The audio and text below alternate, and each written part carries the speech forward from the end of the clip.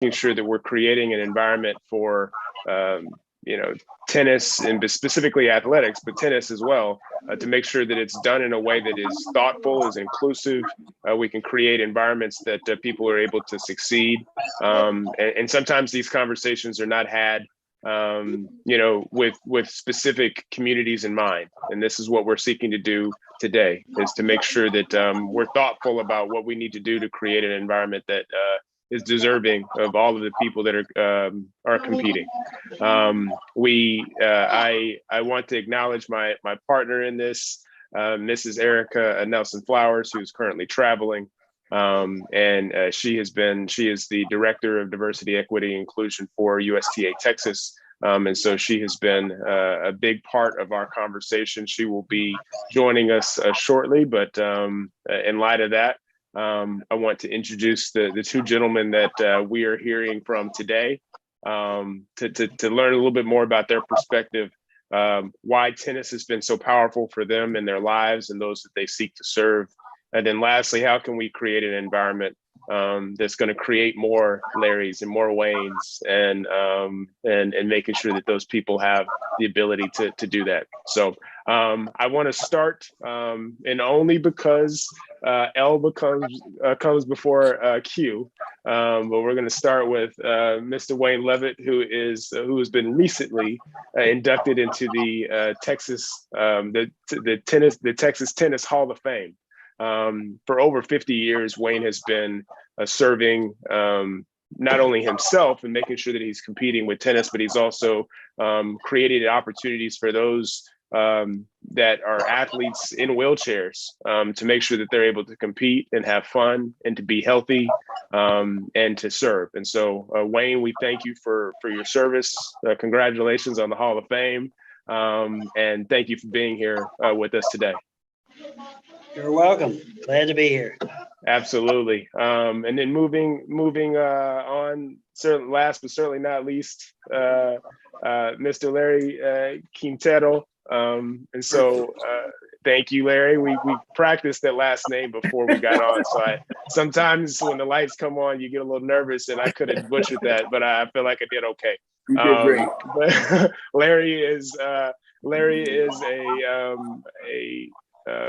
an athlete, a Paralympian, competing in the Athens Games in 2004.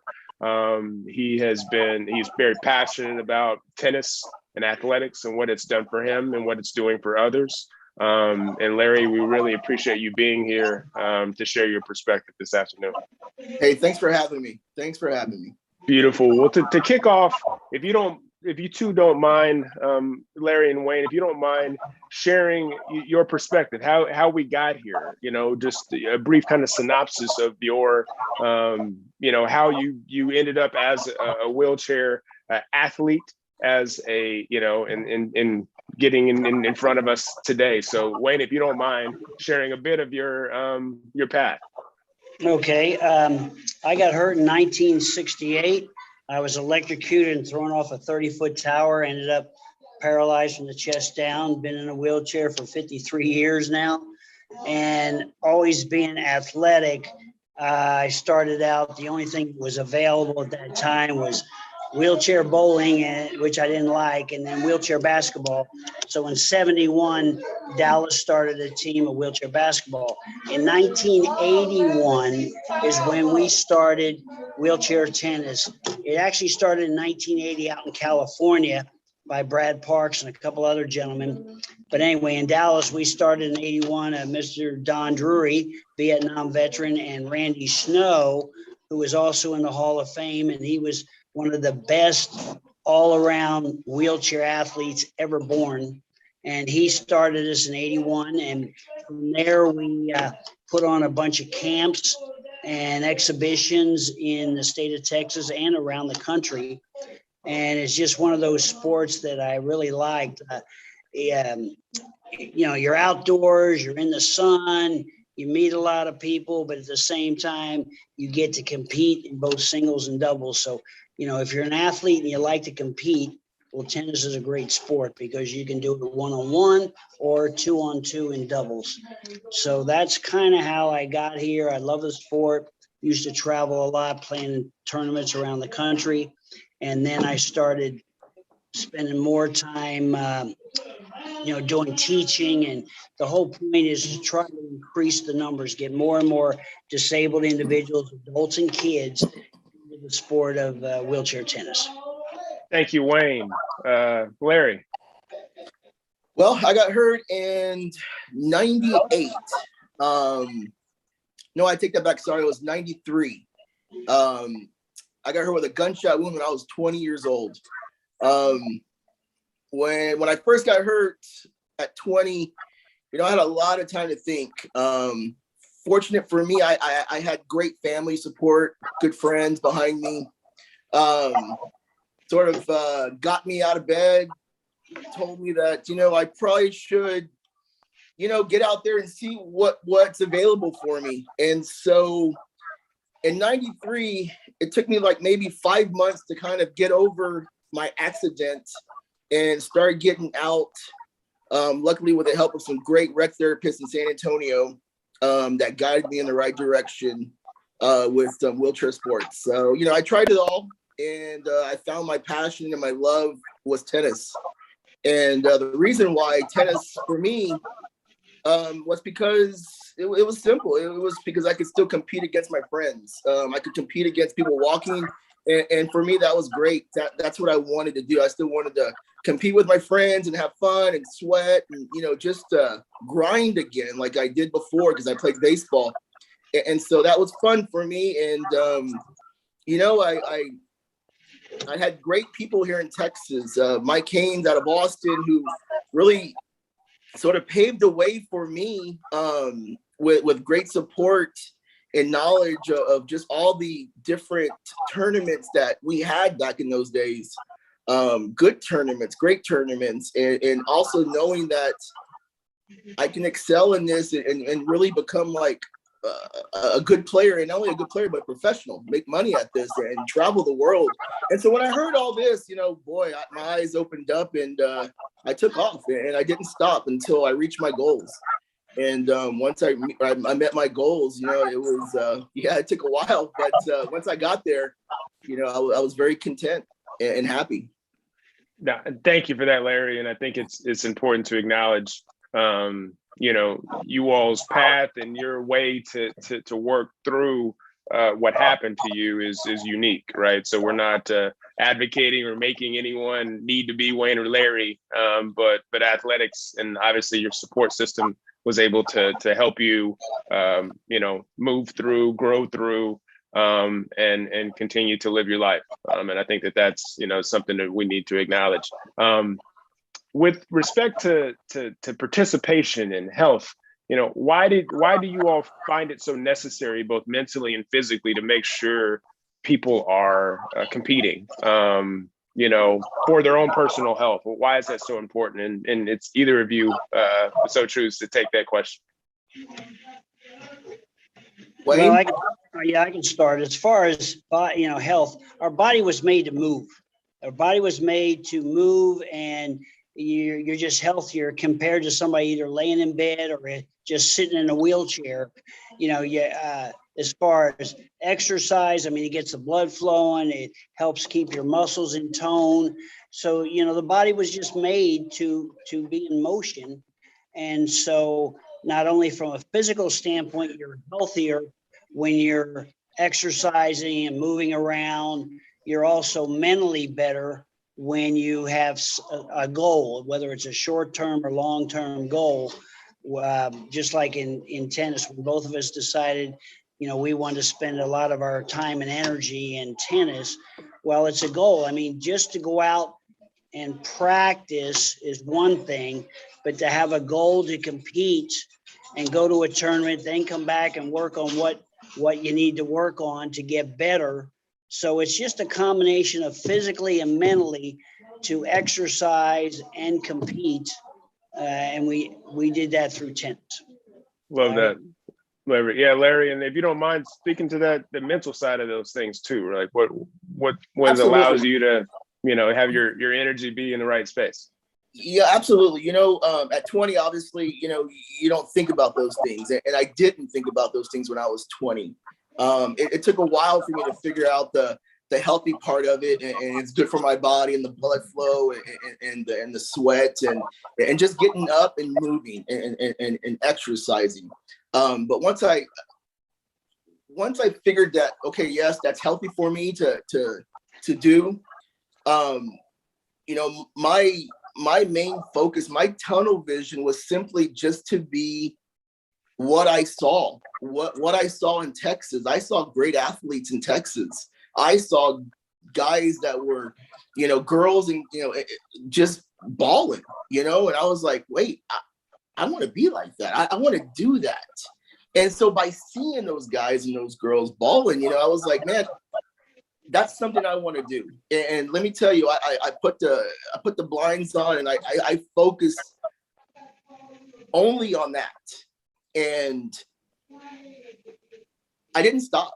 You know, I mean, I was addicted to it. I found myself every single day, you know, dragging people out on the court, finding people to hit with. And then finally you reach a point where you just got to join a club because you need court time. And I got tired of getting kicked off of courts that I didn't belong to.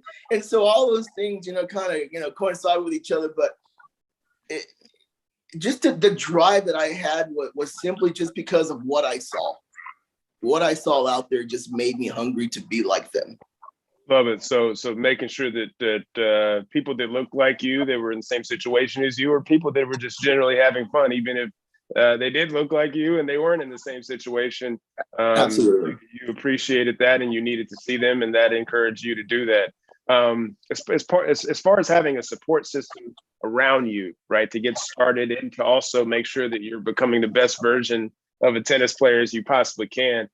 Did you all have people in your lives, coaches in particular, that poured into you, that encouraged you all, not only now, but obviously, you know, a few years ago? You know, did you have those people in your lives? Love it. I did. Here in Dallas, we had Bill Hammett, and he actually dedicated about 4 decades of his life. Not only at one time, we had over 30 wheelchair tennis players in the Dallas area. And he even took us to California to compete in the US Open championships out there. So he dedicated his life, he and his wife. And so it was good to have them from a professional standpoint. I mean, learning how to hold the racket, different strokes, the strategy involved in the game. So he was real involved in that. If you're competitive, you're going to also motivate yourself. And obviously, most athletes want to get better. They don't want to stay stagnant or on a level off. They want to always improve and increase and get better of their skills. So, and then as far as family members, yeah, I had support from my wife. She never played tennis. She never did, but yet she supported me to go out and train or go out to tournaments or whatever. So I had the support of a wonderful wife that supported me, as well as a professional coach. And then just the motivation, like Larry said, to see other players and always try to see somebody better than you, and you want to try to move up to their level. So that's what I had. Go ahead, Larry. Okay. And well, for me, you know, I was fortunate enough to go to school with a buddy of mine that happened to play tennis. And when I got hurt, he was playing at OU. He made it to D1, and he was a great tennis player out of San Antonio. But prior to that, I found myself on a tennis court, and an instructor came up to me by the name of Joe Rother. And so I got with him in his program. So I was the only wheelchair guy with about maybe 40 kids, and they all accepted me. And that was awesome for me, because I was able to just join in a group and learn basics. And that's what I needed to do, like grips, you know, and how to, I didn't have anyone to teach me yet how to push. I kind of learned that on my own, but grips, obviously, as we all know in tennis, is very important. And you can't develop some bad habits if you don't have the proper coaching when it comes to grips and ball toss and strokes. And so in the beginning, I had him to help me with the basics. And then when I wanted to take it to the next level, I had my other buddy, once he graduated from college, he came back to San Antonio to work. I was able to jump on his court and sort of do the same, but at a higher level. And he was my coach for a very long time. And he's passionate. He was the brains of the game, because I really didn't have brains of the game. You got to be really smart to play tennis. And I figured that out later in life, but he taught me a lot of the mental and the thinking part of the game.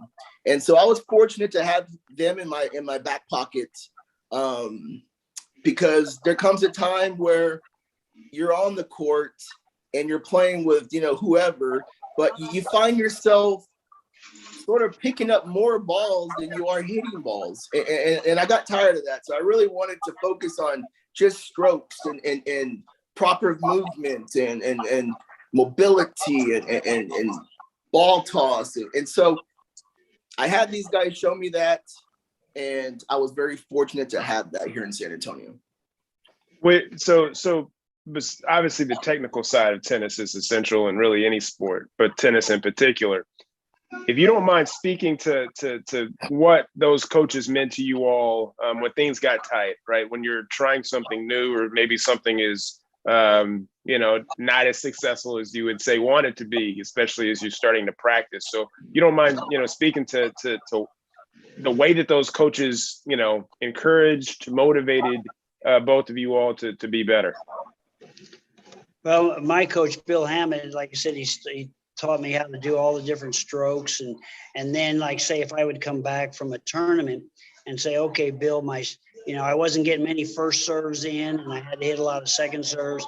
So then he would say, okay, show me. And he'd look at it, and from another person's eyes, from an outsider watching you, just small little tips. Okay, don't drop your head, keep your head up. Your toss is too much to one side or another, toss it straight up. Just little hints that helped improve your game. So yeah, it's just a matter of, what do we want to work on today, and having him with his expertise to fine tune, and just small little tips here and there that helped you improve. Absolutely. Larry? Yeah, the same thing. I would find myself struggling with certain shots. For example, I had a hard time when someone would chip to my backhand side and I would have to go up into the service box. And I would find myself panicking and not really knowing where I needed to go with that shot.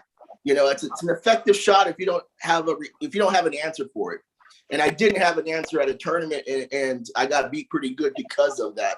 And so I went home and I told him what my problem was, and Joe DeLuna was able to help me with that, like the whole geometry of the game, which is obviously important too when you play tennis, especially for us, because we're pretty vulnerable to lobs. And if you don't use the geometry right on the tennis court, you're vulnerable to passes pretty easily, and lobs also. So when I had that problem, I was able to work on those type of problems and fix those problems. And man, when you fix a problem and you continue to fix problems, you find yourself answering a lot of questions on the tennis court. And when you answer a lot of questions on the tennis court, you find yourself holding a lot of trophies. And so it was clicking. It was clicking. And so, again, fortunate that I had those guys in my back pocket. No question. It sounds like it. It sounds like it for sure for both of you. So we talked a lot about what happens between the lines and what's happened for you all between the lines, but moving into just tennis as a life teacher, can you all visualize or think about opportunities that you all have been successful in, or even, had to battle through in your life that you were more well equipped to tackle because you were an athlete, and specifically a tennis athlete? So what did tennis teach you that prepared you for life?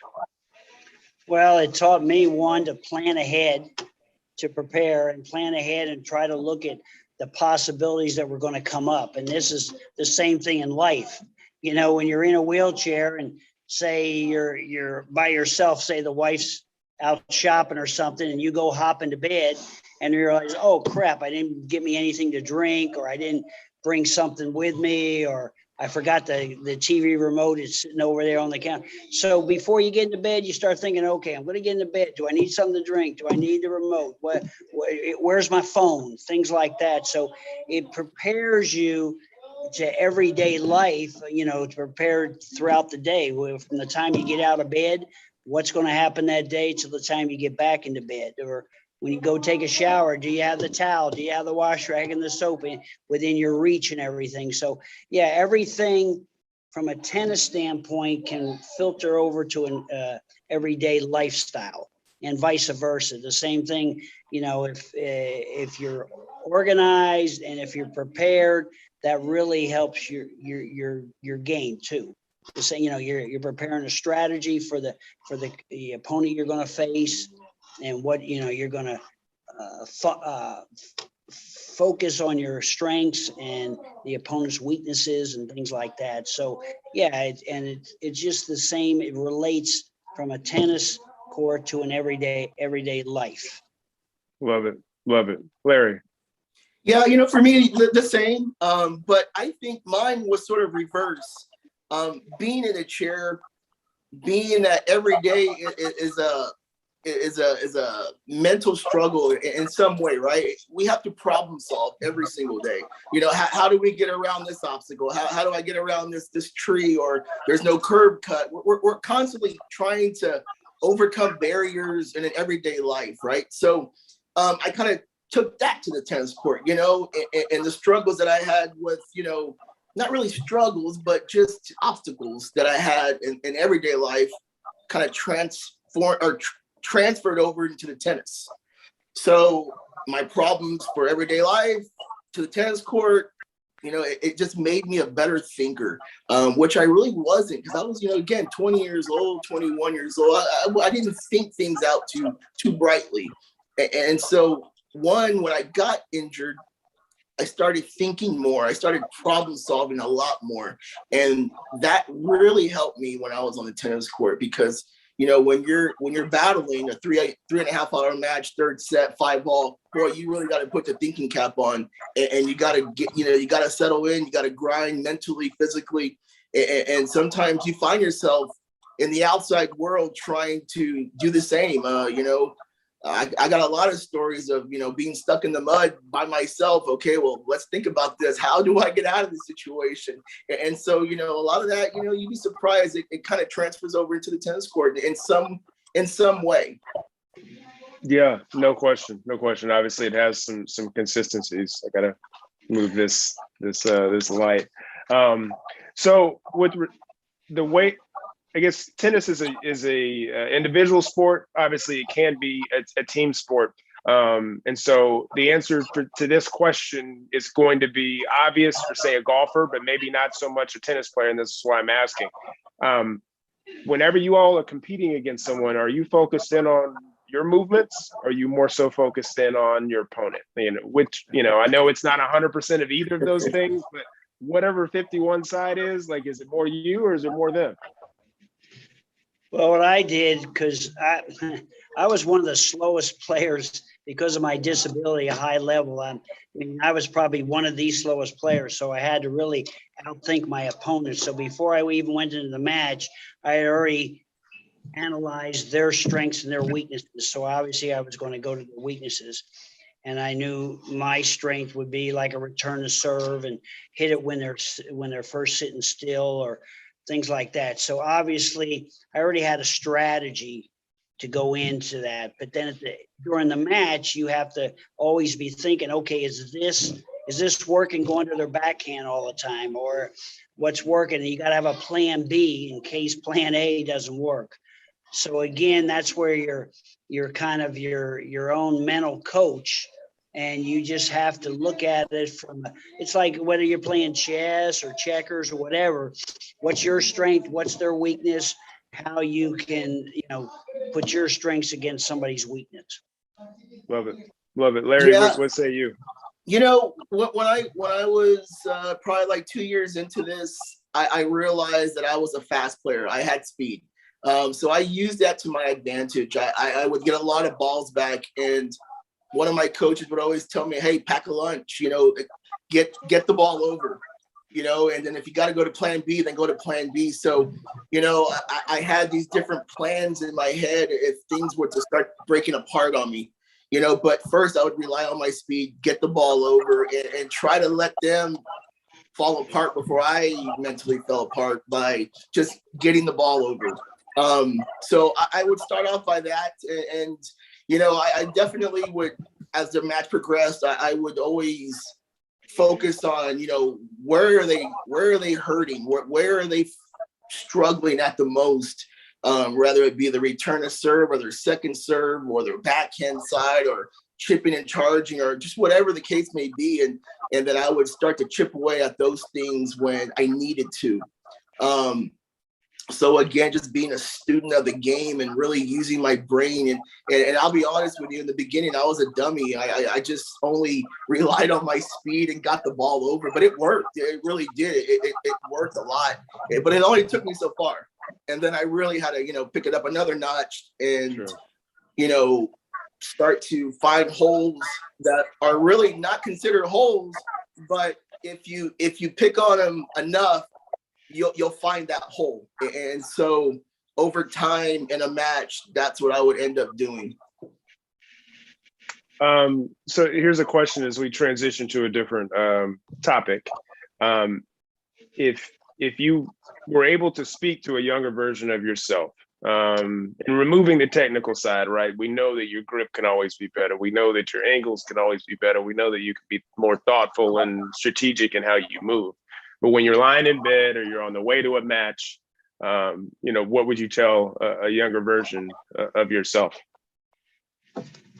I would get back to preparation first. I mean, it used to irritate me or kind of feel sorry for some of these players that they would show up, they're ready to play a match, and then, I got to replace my tires on my chair. I need air put in my I got to put the grip on re-grip my racket and all this stuff. And I kept trying to tell players, look, do that the night before. I mean, if you're going to a tournament, make sure your tires are good. Do you have plenty of air? Do how are your rackets? What about string? Do you need to have your rackets restrung? Have everything prepared so you don't have to worry about that when you get to a match. Then you can only focus and concentrate on your skills and the opponent's lack of skills. So it's preparation and planning, to me, was one of the things a lot of people just don't do. They wait till the last minute.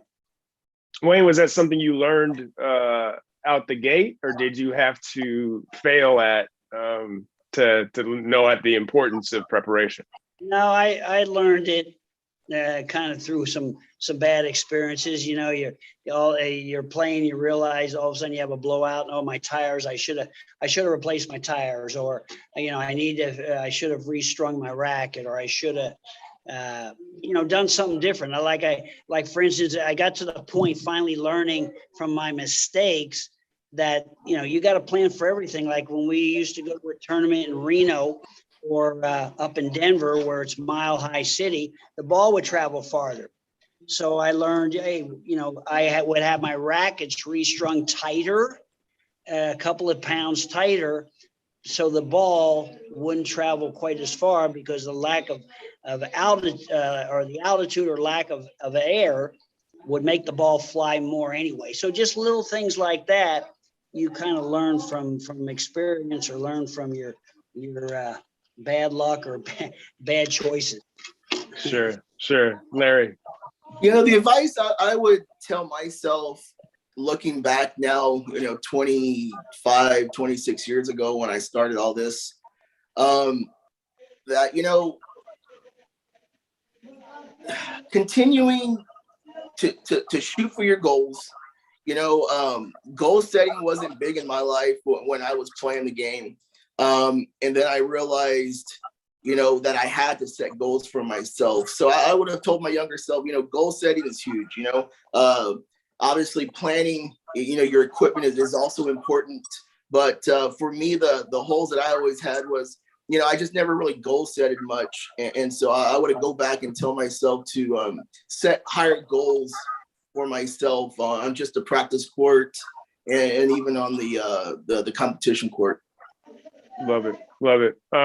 So moving into really important topic. Actually, I'd say that if we had to rank the topics, this probably is the one that matters the most. And it's about creating an environment that we can create more Larrys and Waynes, and more people can benefit from tennis the way that you all did.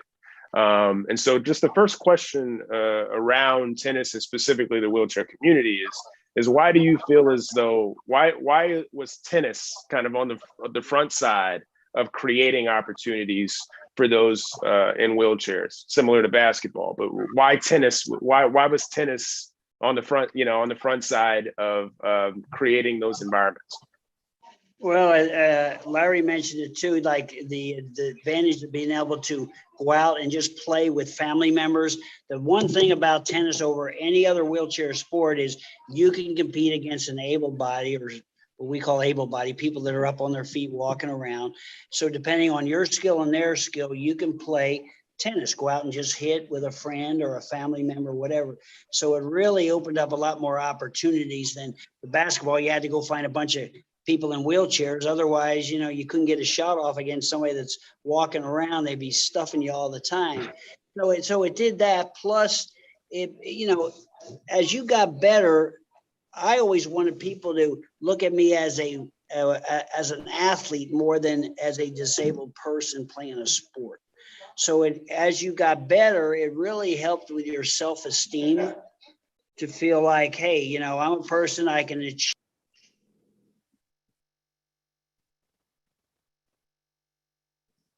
Wayne, I think in your everyday life that you can accomplish stuff, and it gives you motivation, and it gives you your self-esteem, so you feel confident when you're out in the community in a wheelchair and like, oh, everybody's looking at me because I'm disabled, or I'm different, I'm weird, or whatever. No, you're just you're an individual in a wheelchair, and you have your own lifestyle, and you just go about it a different way on wheels instead of walking. No question. Larry, why was tennis's soil, I guess, more fertile, at least initially, than other sports? I wanted to shine. I wanted to look the part. I wanted to be the part. I wanted to be one of the best. And I saw myself, I sort of visualized myself like, man, I think you can do this if you really, really devote your time and your passion to this. And so, yeah, I really wanted to shine. And like I said earlier, and tennis is one of those sports that, you can play anyone. And what I mean by that, I was playing, I can hit with D1 athletes. I can hit with professionals. I have, now don't get me wrong. If we get into a serving match, I'm going to be lost out there because I don't know if I can handle a 130 down the tee. You know what I'm saying? But I can stroke from the baseline, or I can volley with anyone, or hit them volleys, whatever. I can train just baseline to baseline with just about anybody.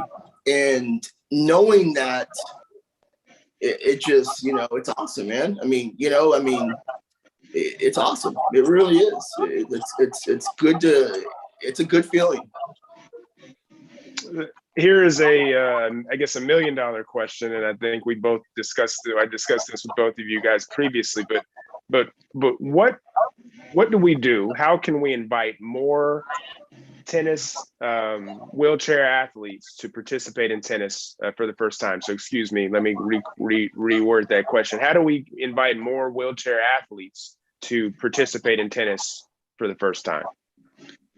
Well, I think what you got to do is get them out on the court. And obviously, if they're already a wheelchair athlete, they have a chair, but you need a proper tennis chair. But get them out there to hit a couple of balls and stroke. Larry will admit to this, man, the first time you hit a passing shot down the line against somebody, or a lob or a drop shot or whatever, it's just awesome. But the person has to experience it themselves. You can't just talk to somebody about how the sport is. It's almost like you got to get in the driver's seat. You got to experience it for yourself. And if you see that you have potential, and again, the encouragement from us and professional tennis teachers and things like that, to really experience what tennis can provide from a wheelchair athlete. Basketball was one thing, but when we first started tennis, it was just for bragging rights or trash talking. Well, now it's gotten to be a sport where there's prize money. I mean, some people actually live year round supporting themselves being a good tennis player. So, and some people, you got to feed their ego. Like, oh man, you could be an individual sport. Look at all the money you could win or the trophies you could win, and build up their ego a little bit. Again, we're all individuals first. So some people, they say use the stick. Other people, they say use the carrot to entice them. But the biggest thing, they got to experience it, to get out on the court. And so I think people from the USTA and the Veterans Administration and special ed in schools to go to where the disabled people are and let them try and experience the game for themselves. It's awesome. Larry. Yeah, I agree, Wayne. I'm going to go back to like when I first started. What I saw back then is what I don't see now. And back then, we had, 6 tournaments in our state of Texas. You didn't even have to leave Texas, and you can be ranked and national points for the wheelchair part of it. And you don't see that these days. So tournaments, I think, are lost. There's some around, but not the way they used to be. Participant level has dropped. I think we need to get more camps out there. I think we need to show them high quality tennis to let that individual know that you can be this good. And not only can you be this good, but now you can get a college scholarship playing wheelchair tennis. You can go to a Division I school. I don't know if there's any Division II schools out there that offer tennis scholarships, but a D1 school, there's plenty of them out there, and play tennis and get an education. I mean, what more does a parent or a child need to hear? That's what we're going through right now with my kids. They're driven to play college sports. I got one playing college sports now. And so, that should be fire for any young individual to hear that they can go to a Division I school, get an education, and play tennis. So how do we get them out there? I think we need more tournaments. I think we need to provide more camps, more instructional, more people with the knowledge of the game. And we all have knowledge of this game, but I really do believe in myself that when I was coming up, I didn't want to see someone walking hitting the tennis racket. I wanted to see someone pushing hitting the tennis racket, because that was me, right? Okay, so look, I saw that guy hitting that ball with that racket in that chair, and he was darn good. And I was like, whoa, okay, I can be that person. How can I be that person? Well, then you start asking questions, and if you surround yourself with the right people and the knowledge, and I think tennis tournaments provide that stuff. Sitting around a group of guys. When I was younger, I would always go and pick the veterans' brains and ask them questions about, how much time do you put into this game? What do you do? What's your diet? What chair are you pushing? What racket are you using? What's your string tension? All those little things that really helped me along the way. But for me, mainly was just seeing a hell of an athlete out there with great shots, great speed, knowing that could be me. And putting that in the package and staying on that wave and not getting off that wave until you've reached your goal, where you want to be. No question. I think another thing too is, we got to make it fun. Not everybody wants to be a competitive player and, do the tour and play in tournaments. If they just want to go out and hit with relatives and friends, we got to make it fun. So where they realize, hey, this is, it's a sport, but I cannot take it too seriously, but to go out and be outdoors, be in the sun, being with friends, and just enjoy the sport without being a Paralympian. I'm glad you said that, Wayne, because I have that problem now when I go out and teach a class of kids in chairs. I have to tell myself, whoa, kick it down a few notches. Not all these kids want to become Paralympians or, go represent their country, So, that's good. That's a good point, because I have to remind myself often to just make it fun and enjoyable and just teach the fundamentals of the game. What would you all want able-bodied folks to do to help support the wheelchair community? Obviously, we care a lot about our sports, and we all are humans, but we all have individual needs. And so what would you have able-bodied folks do and or say to make sure that we're supportive of more participation amongst wheelchair athletes in the game of tennis? Well, Go ahead. The first thing I would say is, unfortunately, it takes money for anything. So if financially we can get support to put on camps, to buy sport chairs, because it's one thing in tennis that our tennis shoes are a couple of $1,000 in a wheelchair, not just $100 of a tennis chair. So it's this sport is very expensive, because to take lessons, it costs money, to sometimes be a membership of a country club, to travel, to buy even a good racket, strings, tennis balls. I mean, all that is expensive. So obviously we definitely need finance support. And then the other thing is just the exposure of the game to as many people as possible. And that would be, look around the country, and where are already the tennis clubs that already have some local athletes. So like, say, in Dallas, we still have a lot of good players. So the Dallas maybe coordinate with the schools, special ed, or with the VA, and go and do some exhibitions, put people in chairs, and then have a program to follow up on that. So you don't just get them out for 2 days, they hit a few balls, they get excited, and then nothing happens. I mean, it's just they go back to their old routine. So you almost have to have an exhibition or a clinic with follow-up of local players that they can continue to play and get better. Larry, what say you? I want people just to know, respect the game, simply respect it. We're out there. If I couldn't tell you how many times I played or practiced next to somebody, and I'm out there balling and running and pushing and sweating and grinding and making all these crazy noises, getting balls, and and if a ball goes rolling over to their court, they want to come hand me the ball. It's like, dude, you saw what I'm doing. You can throw the ball to me. It's no big deal. Just respect the game, respect the athlete.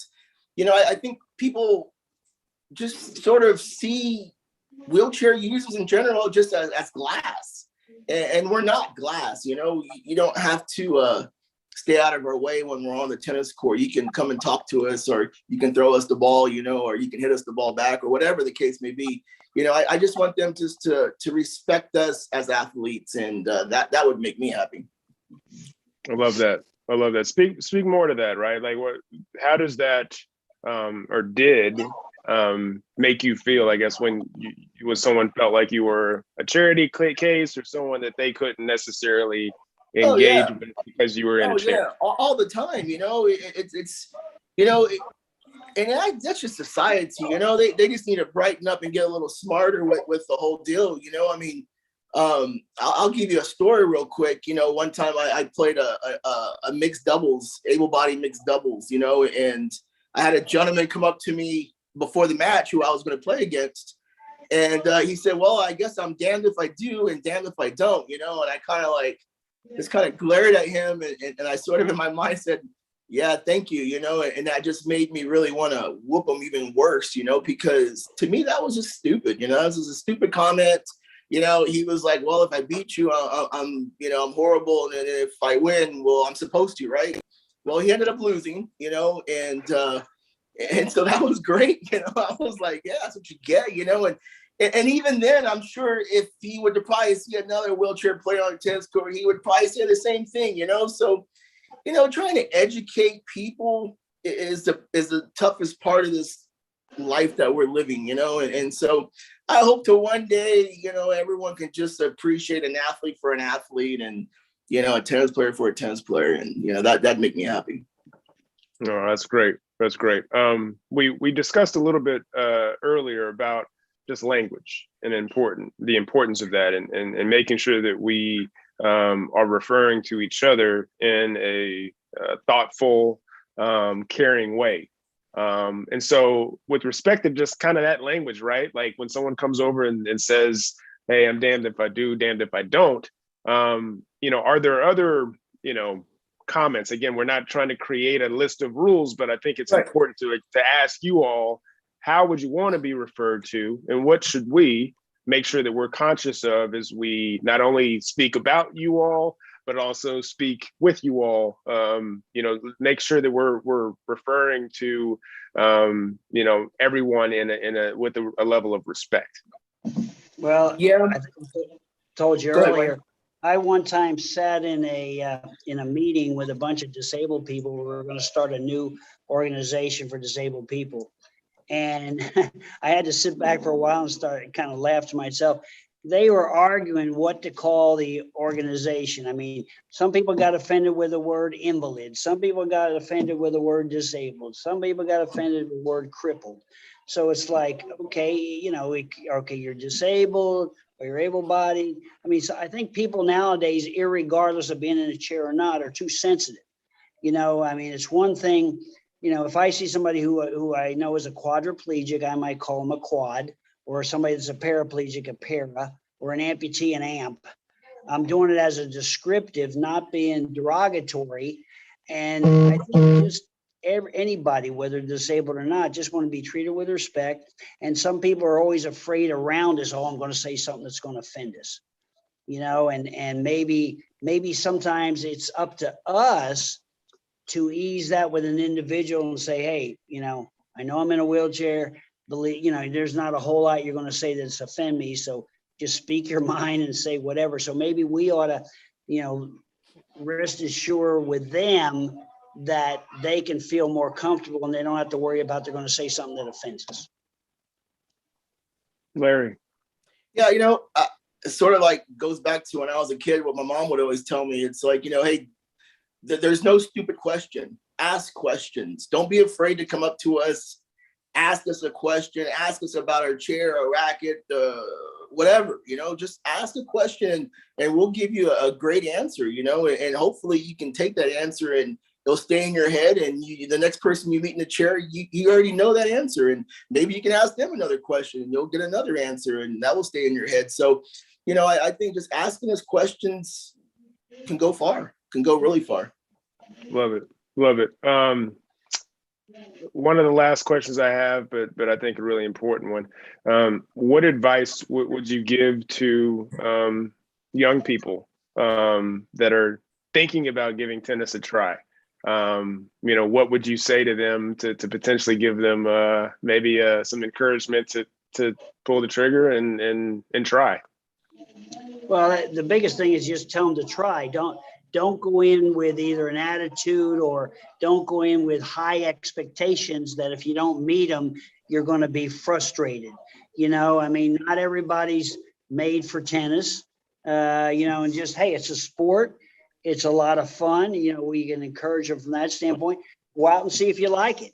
I would feel better if somebody came out and at least tried it and then said, it's not for me, I'm going to try something else. Then some people that don't even try and say, no, I don't want to do it. Just try to encourage them, say, just try it and see if you like it or not. I mean, it's kind of like food. When I was a young kid, my mom said, here, I'm going to give you everything to eat. You decide what you like and what you don't. I prefer you eat a bunch of vegetables and good stuff for you, not just ice cream and pizza. So again, at least I would try something and say, yeah, I like that. So I'll eat it. I don't like it. But yeah, just, they're people first. Encourage them to at least experiment and try the sport. And then if they don't like it, no harm lost.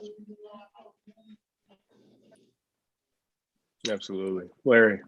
Yeah, just get out there, give it a go. Give it a go. And, I hope wherever they go, there's a good instructor. I hope wherever they go, there's somebody in a chair that can provide,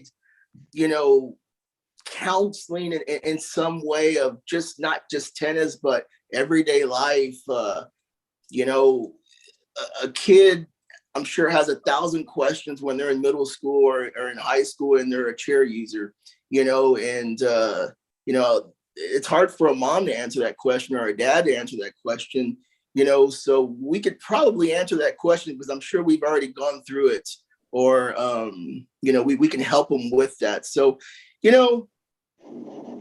surrounding yourself with the right people, and hopefully if tennis is the sport that you really pick and want to excel in, getting the right instructor and having that person really focus on your needs and your wants and your goals. And boy, I would really love to see more young kids in Texas get out there and play, because, look at, I don't see a cloud in the sky and it's 75 degrees. This is playing weather, there's no excuse. My excuse, I'm here talking with y'all, hopefully educating people, or I'd be on the court right now myself, but, we have no excuse here in Texas to ball, and so, man, I hope we can strike a few kids with this, and parents to let their kids know that, you can take this as far as you want, but,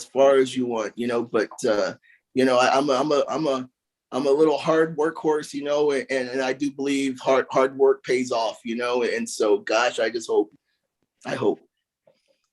That, and you know what, I'm not sure if there's a better way to kind of bring our conversation to a conclusion. I think, your ability, both you all are clearly people that have confidence, that have earned that confidence, and I, hopefully we can get some of that and pour it into all the rest of us. But we're super grateful for your conversation, the acknowledgement of how special tennis is, that gave you the ability to compete against able-bodied folks, to try something new, to be able to shine. I think, that's important. I think making sure that people don't, take a community as glass. They're people and they're humans, and they can laugh and crack jokes at the same. So, Sure. Acknowledging that. And then making sure that we, utilize tennis as a life skill, right? Like the preparation that Wayne talked about. Something as simple, or just the empathy that I even experienced, I think, in listening to you, Wayne, speak to that, right? Like, I'm not thinking whether or not the remote control is next to me when I go to bed, right? And so something that is seemingly as simple as that also turns into a problem for you if you're not thoughtful about what it is that you're trying to accomplish, or what it is that you need at that moment, right? And so I think, if we're thinking about others maybe first, then it maybe we don't have some of those disrespectful or comments that lack thought or perspective. But I wanted to also to invite Mrs. Erica Nelson Flowers to join us and to just speak a little bit about the efforts that she is involved in this conversation. So, Erica. Thank you so much, Trennis. Again, my name is Erica Nelson Flowers. I'm the Director of Diversity, Equity, and Inclusion for USTA Texas. First and foremost, I want to thank PCA and certainly Trennis as our moderator today. He's done an excellent job in just making sure that we hit on all the points that we wanted our audience to hear about. I want to thank all the attendees, Kata, and without a doubt, Wayne and Larry. I've heard so much about each of you. Wayne, I was right underneath your nose at the Hall of Fame event in Waco a few weeks ago. I wish I'd had a chance to meet you, but I could only dream of having the accomplishments that the two of you have had. So thank you so much for, again, using this opportunity to educate all of us.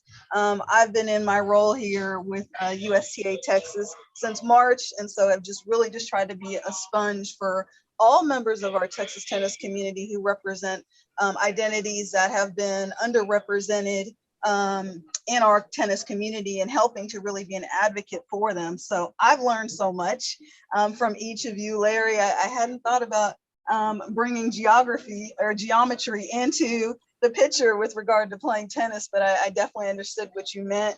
And Wayne, you're right, experience is the best teacher. And I would say, having literally sat in a chair as Cindy Benson was giving a wheelchair tennis lesson, I have all the appreciation in the world for you as athletes. So much had been said previously about women and how they had always been fighting to just be looked at as athletes. So I can appreciate how you just want to be seen as athletes and take your butt kicking, as you mentioned, Larry, and keep it moving. Next person up. So again, thank you so much for using your platform, using your accomplishments to create the next generation of leaders in the wheelchair tennis community. And people is so important for so many young kids and adults who have been knocked down to really be able to get up. And what you both have accomplished is so important for people to really have perspective about what's possible. You were knocked down, Larry, like you said, in your 20s at 20 years of age, and now what you've been able to accomplish is really inspiring. So I'm in an airport right now. I apologize that I'm not on camera, but I can't wait to get out on the court. And you both have motivated me, and I've learned so much, and I look forward to meeting you both in person sometime soon. Thank you so much for your time today. Likewise, likewise. Thank you, Erica.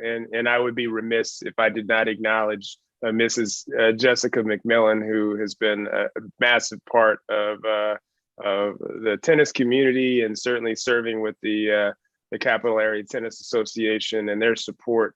But her leadership, we can't, applaud her enough.